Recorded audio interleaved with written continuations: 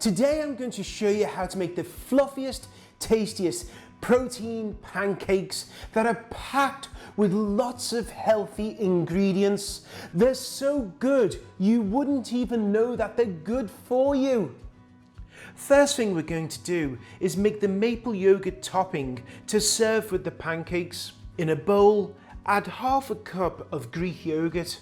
I'm using some maple syrup, but you could use honey, you could use agave nectar in here. Take a taste and see if you like the sweetness. Feel free to add some cinnamon or some cardamom or any spice you like.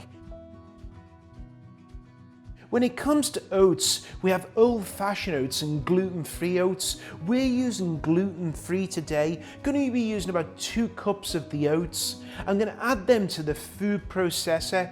We're also using some hemp seed today. Hemp seeds are rich in protein, and I'm using 4 teaspoons of baking powder. I know that seems a lot, but that's really going to make these pancakes so light and fluffy. Now we're going to turn on the food processor and we're going to give this a good mixing. What we're looking for is to make this oatmeal hemp flour. I like to do this with my oatmeal cookies. Now as you look at it, you can see it's made this lovely flour. You can still see a little bit of the oats, but that's perfect for these pancakes. We're going to add 1 cup of egg whites. Egg whites add a lot of proteins, but they'll also help these rise. A small amount of maple syrup, and as we know, peanut butter powder is going to add more protein. The banana's not only going to add sweetness, it's also going to enrich it with potassium as well, which is good for our muscles. I'm going to turn the food processor on and let this go for a couple of minutes, giving it a good mixing.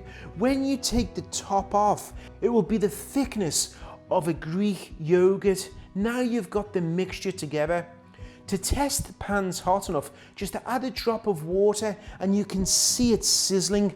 350 Fahrenheit is the perfect temperature. I'm using a spring-loaded scoop, but feel free to use a measuring cup. You're looking for about 1/4 cup. Now scoop some up and wipe it off with the spatula. Normally I'll do a test with one of them just to make sure it's cooking okay. I'm going to add it to the center of the pan and I'm just going to squish it out a small amount.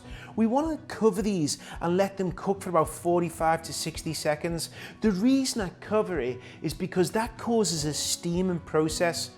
Just check the sides of the pancake, it should be setting. Now when it comes to flipping, don't lift it too high. You want to keep it as low as possible so it doesn't splat. Just keep it as low as possible and turn it over.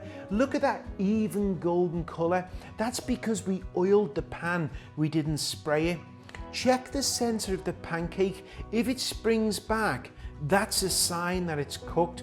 Now that we're happy with the temperature, we can cook 3 of these at a time, just covering it with a lid, letting it cook for about 45 seconds, just turning these over.